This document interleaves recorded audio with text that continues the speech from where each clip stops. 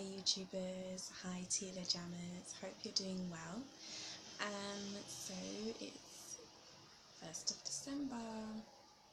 Welcome to December the 1st, which is also World AIDS Day.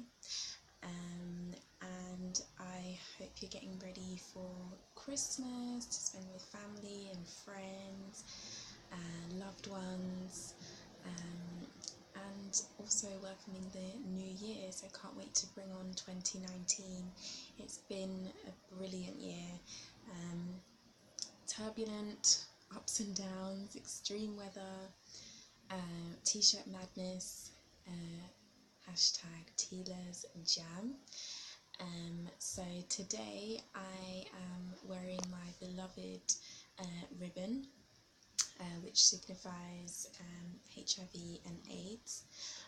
I don't know whether you notice I'm wearing a 1990 t-shirt, it's my birth year. I was born in February 1990, and I was also born with HIV. For those of you that know me, that obviously aren't in relationships with me like that, I wouldn't have told you because it's something that obviously I keep personal.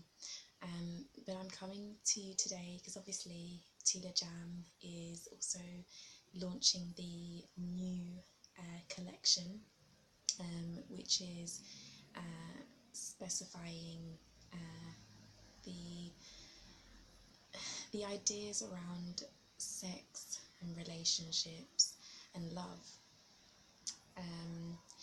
I am happy to not be accepted. I'm happy to be accepted. I'm happy for people to be shocked. And the reason why I use the word happy is because once upon a time, that's all I wanted to be. I just wanted to be happy with who I am. And now I've got to that place. I can share my status with anyone. I'm not afraid to say I'm HIV positive. I'm not afraid to stand up for people that are in the same boat as me. So people that face stigma, people that face discrimination, black, gay, transgender, all those, different groups, even, young people, because obviously you think about the rates of transmission, and in some areas it's going up. Then we've had the recent PrEP tablet that people can take if they're exposed to HIV, and this protects them against the virus.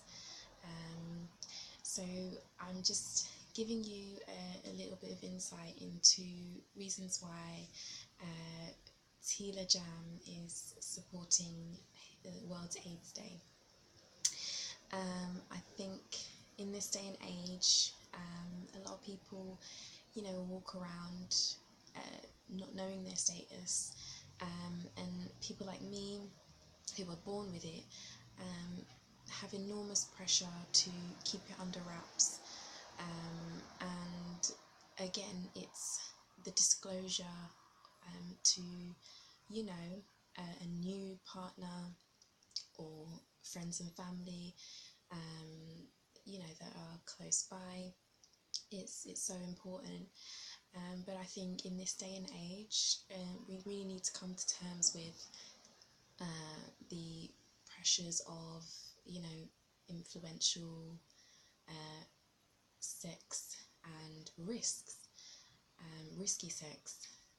There's been a lot of reports on, people that are just having sex for the sake of it, especially in like gay relationships.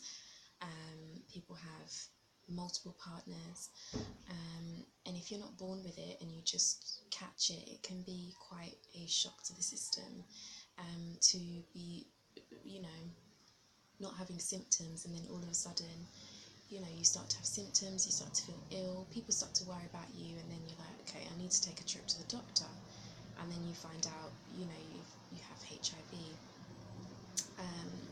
I'm not a story time kind of girl, but I've had really bad experiences in relation to accepting my HIV. I've always been, a quiet person. I'm not I've had a baby, but I'm not the girl that's like, I've had so and so many partners. I could count on my hands how many people I've been with, and some of them, if I'm honest, didn't know. Some of them I've told. I am ashamed of that because I should have known better. In particular, I had a boyfriend, that I was with for 2 years. I said that I really love him. I really love you. And it got to a point where I had to tell him. I have close people that were saying it's okay, you're not affecting him because you're on medication, and it's true. There's a saying that you can't pass it on. The reason I'm looking that way is because Isaac's sleeping, so I don't want to be talking too loud. But yeah, he, he obviously didn't take it well when I finally told him, because he was under the impression that, I didn't have anything and everything was fine. He's gone on to have children. He's married, happy. He lives abroad, so we've spoken a couple of times, and we're friends now. And I obviously didn't pass it on then, but I've had instances where friends have gotten involved as well, and it's not been pretty. So it's taken a couple of times for me to come to the acceptance that I am HIV positive, and that's why I'm urging people with this message of love and being secure in yourself, to know that you must disclose your status. If you are about to enter a relationship, know what you want from it. Are you feeling lustful? Are you seeking commitment? Are you just seeking a friendship? Someone you can chat to. And intimacy doesn't have to be physical. I know a lot of people are in emotional relationships with people, and for a woman, it's very important to have someone that you know understands you and can sense you and feel you on a level that is mindful of their space, because previously, I've discussed with you about emotional abuse, and some people take advantage of the fact that you're, laying your emotions out, to them, and sometimes it can be quite triggering to certain emotions and traumas that you've been through. But yeah, I'm just urging people to not put yourself in someone like me's shoes. I was born with it. I was born with this. I know the implications. I'm on medication. I seek the support professionally as and when. I just want people to know that this happens. People are scared to know, and people are scared to tell. And when you have that combination, that's how the virus goes up. We need to stop being scared to understand it. We need to stop being scared to share it. And I think what Terence Higgins Trusted is doing is opening up discussion and telling people, look, if you're on HIV antiretrovirals, you can't pass it on because my virus is undetectable. So basically what that means is the HIV virus that's within me, I'm always going to be HIV positive, but the virus is dormant, it's asleep, it's not reproducing, the cells aren't, going up and up. So, it's like I always say to people, it's like in the first stages of flu, you get the cough, you get the runny nose, and everything. But when you're in the stages of healing and getting better, obviously you have to blow your nose a couple of times and you might sneeze a couple of times. It's still there. You still have it. But taking the medicine makes all the difference. I had my wonderful son in 2017. I was on medication throughout the pregnancy and he's HIV negative.